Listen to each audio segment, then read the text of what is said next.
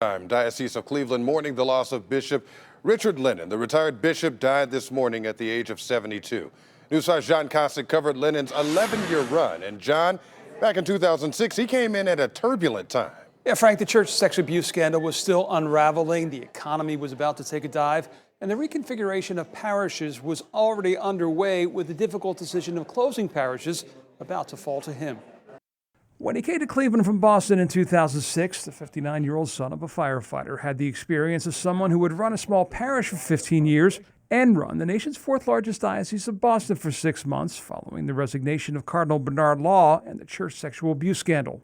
Hopefully some of my experience, though, from Boston, I will be able to, share that to maybe enhance what is happening here. And also to be able to say what some of the pitfalls were and not to go down those roads. And the pitfalls to which he spoke, he was about to face while acting on the recommendations of the 3 committees that had already been looking at consolidation of Cleveland parishes, a process he had just carried out back home. In the reconfiguration in Boston, my home parish closed, and I was in charge of the committee.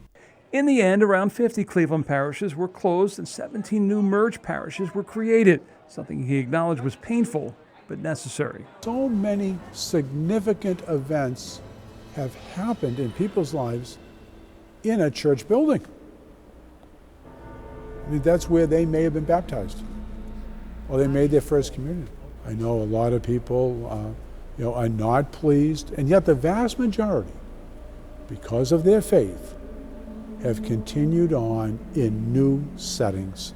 In December of 2016, Lennon announced his retirement, having been diagnosed with vascular dementia. He expressed his love for the people of the diocese, who we vowed to pray for daily. In your kindness, I pray that you pray for me. Bishop Richard Lennon looked at his time here on earth as just the beginning of his journey and playfully laughed at how a nun, prior to his installation, showed his family the spot below the Cathedral of St. John where Cleveland bishops are buried. And she took them in here, and she said, and that's where they're going to bury him. That's your spot. No, I hadn't even taken over. And it was decided that's where I was going. Well, no funeral arrangements for Bishop Lennon have been announced at this point. His successor, Bishop Perez, has told me in the past that how the hard work he carried out helped him ease into the transition of taking over the job. Live in the newsroom, John Kosick, News 5.